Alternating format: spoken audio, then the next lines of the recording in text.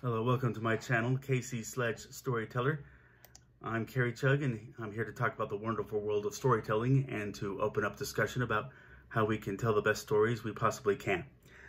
Last week I went over villains, so naturally I want to move from that to heroes.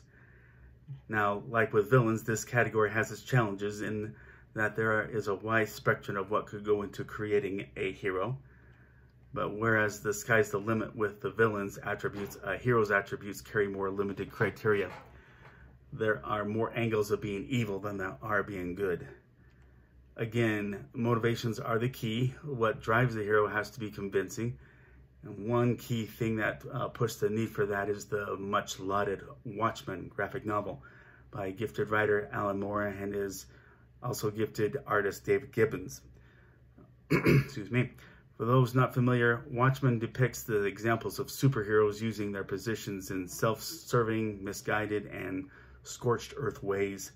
It then became a question, why would this kind of person choose to be a hero and even know how they could operate as a hero without causing more damage than if they left well enough alone. Now, truth be told, I don't consider myself a real fan of Watchmen.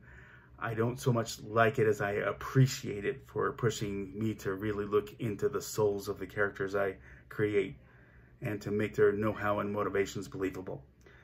And I know that Mr. Moore wouldn't mind my saying that after watching footage of the man actually say, I'm not asking you to agree with me, I'm asking you to think. And think I did.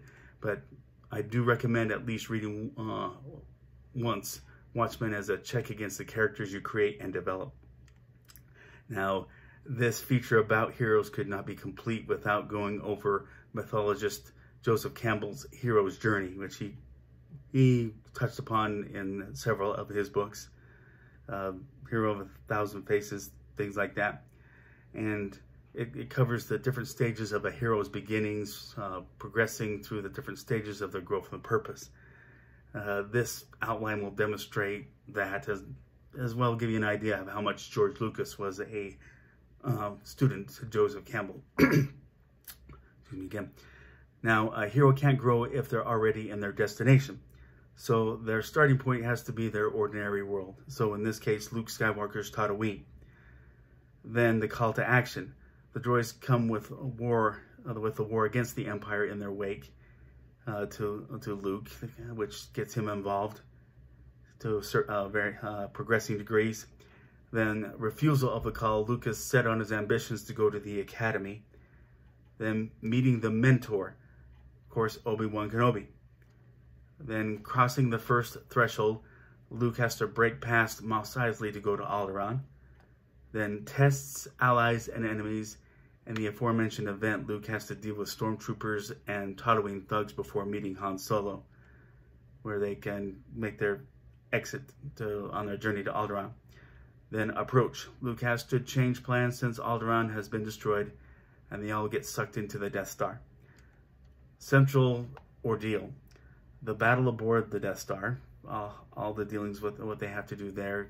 Rescue the princess, get her out alive, and disable the tractor beam. Then reward. Luke and his allies accomplish their main goals and escape the Death Star, along with bringing Princess Leia with them. The road back, Luke makes it to the moon of Yavin among like-minded people. Resurrection hero, that's the final test. Luke has to go up against the greatest threat, the Death Star itself, which is fast approaching to destroy their base. Return with elixir, basically where you lead into recycling to the next adventure. Luke has gained knowledge and power and will use that in The Empire Strikes Back. Now, not every story will work in following every step outlined there, and the different formative phases of your hero will go through similar things. It might be, but those things they can be done in a different order, and some aspects of that might be best saved for a later story. Now, most of today's superhero movies don't follow that linear pattern, as you see, but they rely on flashbacks for those formative times to help us understand their early stages. Basically, the hero's journey is a roadmap, not a sacred text. Now, one thing we better go over under the hero's subject, since it was never mentioned in the plot video I did, and that's balance. The hero is supposed to take center stage in the story, but he or she will lose the audience if the story hinges too much on the hero.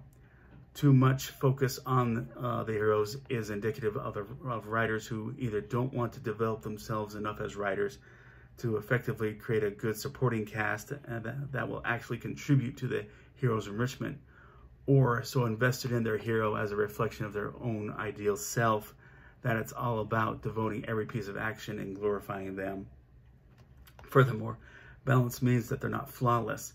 Key to that, their flaws should contribute to the thrust of the story and their development and make them have to accomplish their goal in spite of it.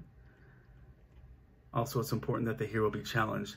I know I myself tend to wish for superheroes to come and easily solve certain problems that plague our society, but an actual story will bore any of us if the hero doesn't have to overcome major obstacles and have challenges and have the right conflict, a villain who's enough of a challenge. Some, like those conflicts I mentioned in the previous video about conflict. It's one of those timeless idioms. Put your hero out on a limb and start sawing. No way to teach you how to do that. You have to draw inspiration from stories that have influenced you and put your own spin on how to make that your engaging story. But that's my insight on creating and developing heroes. If you like this video, please click like. If you like this channel, please subscribe. And I hope this can get some discussion going. Agree, disagree, something I didn't mention, please comment below. Thank you.